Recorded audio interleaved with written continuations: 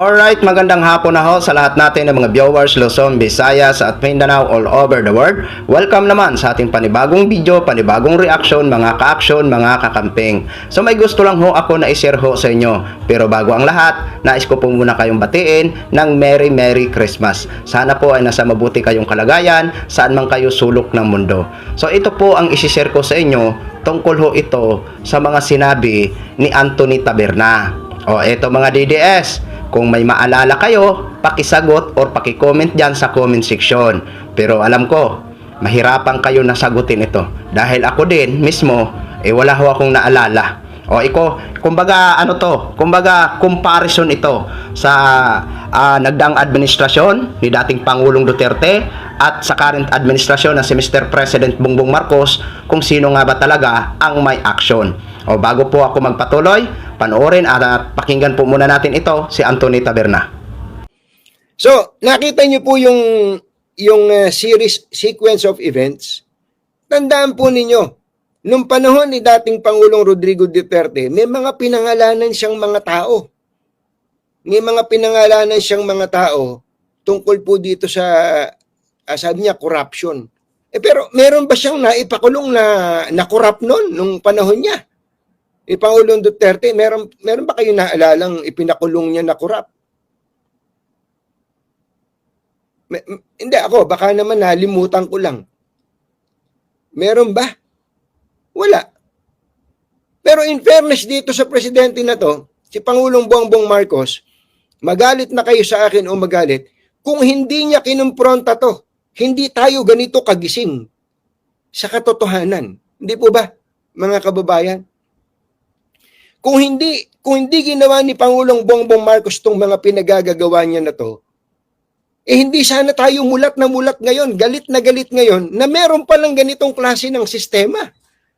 So yun na ho mga ka-action, mga kakamping, no, napakinggan na ho natin si Anthony Taberna or Katunying. O ano mga DDS, kayo ba may naalala na may naipakulong ba si dating Pangulong Duterte na corrupt?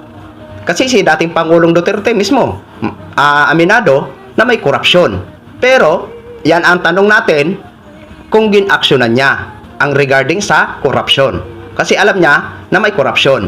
Ang problema, wala tayong naalala o wala tayong napanood kung may nakulong nga ba. O kung halimbawa may naalala kayo, paki-comment naman dito kung may napakulong noong panahon ni dating Pangulong Duterte regarding sa korupsyon. Kasi itong current administration, ito talaga ang masasabi natin na itong ginawa ni Mr. President Bongbong Marcos ay isang katapangan, 'di ba? Katapangan dahil talagang isinapubliko niya talaga itong regarding sa corruption. At totoo ho ang sinabi ni Anthony Taberna. Ngayon lang talaga ang taong bayan na nagising regarding dito. At mabuti nga, no? Maganda nga na inaksyonan talaga ito ni Mr. President Bongbong Marcos ang regarding sa corruption. O, di ba? Anong nangyari sa mga di umanong sangkot sa corruption? O, andyan, nakadetain sila ngayon. O ngayon mga DDS. Tapos, ang lakas-lakas nyo pa sabihin na walang ginagawa si Mr. President Bongbong Marcos. Ano tong ginagawa ni Mr. President Bongbong Marcos? Di ba? Ang laki po ito. Ang laking pakinabang po ito. Di ba? Ito po talaga ang dapat talagang tuldukan ni Mr. President Bongbong Marcos, itong usapin sa korupsyon.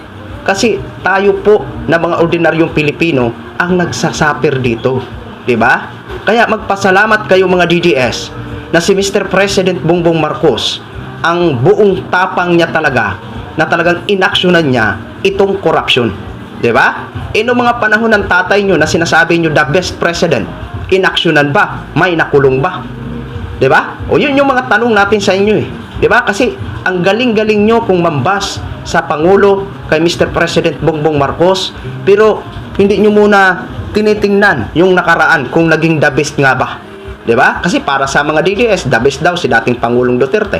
'Di ba? Ang problema nga ang problema at ang tanong, inaksyonan ba ang regarding sa korupsyon? Na siya mismo may sabi na may korupsyon. 'Di ba? Aminado siya. Ano ba sabi niya? Maghanap kayo ng isang Marcos. O, nagkaroon ng presidente na Marcos. O talagang inaksyonan ang regarding dito sa korupsyon. itong ginagawa ni Mr. President Bongbong Marcos, masasabi ko ho talaga, ay isang katapangan. Di ba? Talagang tumindig ho talaga siya. Di ba? Kaya, paano nyo masabi sa amin na naging the best si dating Pangulong Duterte? Di ba? Ang matuturing namin talaga na na may action si Mr. President Bongbong Marcos kasi inaksyonan niya itong talamak na korupsyon at isinaso publiko niya, 'di ba? Yan lang ho mga ka-action, mga kakamping noging share ko lang ho sa inyo yan. Maraming salamat po sa ating mga viewers Luzon, Visayas at Mindanao all over the world. Ako po ang inyong lingkod, si The Action Man. Have a good day, everyone.